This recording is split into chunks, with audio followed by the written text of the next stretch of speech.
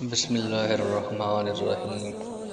رسول خدا صلی اللہ علیہ وآلہ وسلم نے فرمایا، مکارم اخلاق میں 10 چیزیں ہیں۔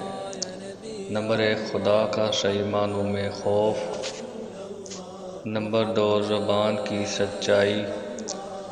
نمبر 3، امانتوں کی ادائیگی۔ نمبر 4، صلہ رحمی۔ نمبر 5، مہمان نوازی۔ نمبر 6، سائل کو کھانا کھلانا۔ نمبر 7، احسان کا بدلہ چکانا۔ نمبر 8، ہمسائے کی تکلیف کو دور کرنا۔ نمبر 9، اپنے ساتھی کی تکلیف دور کرنا۔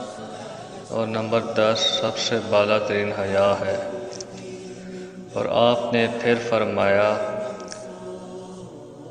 اللہ کے ہاں پسندیدہ وہ بندہ ہے جس کا اخلاق اچھا ہے۔